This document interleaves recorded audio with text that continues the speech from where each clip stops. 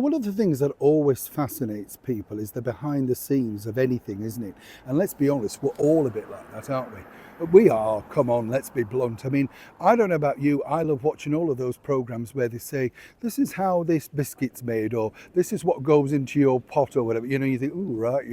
But of course, what's more fascinating is the sort of dissecting of human nature, how people get on, for instance, when the cameras aren't rolling. And I think really we saw that so brilliantly in the 1950 film by Billy Wilder, Sunset Boulevard, with the mad Norma Desmond.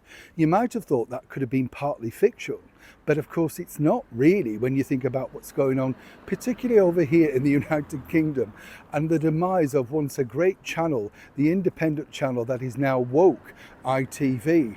As ever, let me explain.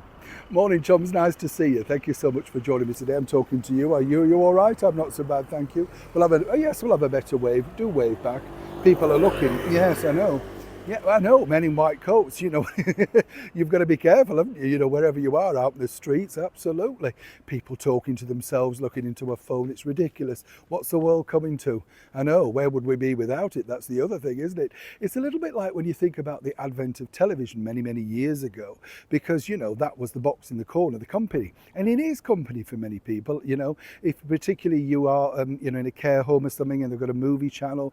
It's just nice to see old faces that you remember, and the movies that you sit down and think, oh, I remember going to see that at the Gaumont or the Regal or something. You know what I mean? It's a warm memory. Television, though, behind the scenes is not very warm, let me tell you, particularly if you're working over at the ITV channel that is, of course, woke ITV. As many of you know, earlier this year, ITV plunged into ad revenue decline, and this is really all down to the bosses of ITV not giving the public what they want. Too much wokery, too much tick boxing, and people think, well, you know what, we've got other options, a bit like this. Our channel, YouTube. You want an option? You don't have to pay for this. You don't have to, be bored with these people's opinions, unless, of course, you don't want my opinion. That's the prerogative, isn't it? But you see, over on ITV, they've slashed the budgets dramatically. So the much-loved national treasure, Lorraine Kelly, is now being slashed down to 30 weeks a year, which basically means it's not really about saving money. It's about saving her colossal salary, right? But over on ITV, on Good Morning Britain, the failing news channel, Good Morning Britain, I might point out, ratings are dire. One of the people, Susanna Reid, gets over 1 million plus a year to turn up more or less 3 days a week, if we're lucky, to be the front of that particular channel. Now, of course, she's a sort of an esteemed journalist, started out as an actress and then decided that a journalistic career might be better for her. You get the picture.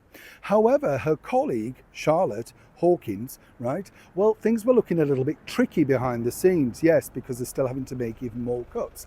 So you see, Charlotte now has been drafted in, not just to do reading the news on Good Morning Britain, of which she's still a very much loved member of the team, I might point out, but also behind the scenes, and this is why I love television, behind the scenes, you see, Charlotte also will be deputising and reading on news bulletins as well. Well, is that a problem? Well, it is if you're many of the freelancers that relied on getting those shifts to read the news, because for the same price now, Charlotte will be pinging around everywhere. Where does Susanna Reid fit in on this? Well, according to a very well-placed source, ITV apparently are going to go back with the proposal and the idea that perhaps Susanna might want to front things like News at 10 if she's not doing Good Morning Britain. Again, I have to say allegedly, but you know what I'm saying. And what's fascinating about this is, they're looking at the wage bill, thinking this woman's on a lot of money, we're getting 3 days a week out of her, so consequently, shouldn't we spread it across? Now, where it gets really interesting is one-time friend of Prince William, Tom Bradby, right? He's now virtually the boss of this whole thing. Now, he will be deciding, of course, as and where the budgets are going to be distributed. And the bottom line is it's all about sucking up to Tom, basically, because, he will be responsible to make sure that new shifts are covered, etc. Now, behind the scenes, it's all like we're still the best of friends, but you can see the fear, panic and worry in their eyes, simply because what they thought they were, which was national treasures with people tuning in on a daily basis in their droves, well, it's now desperately failing. ITV can't afford to throw away $1 million a year on somebody just perhaps only doing 3 days a week.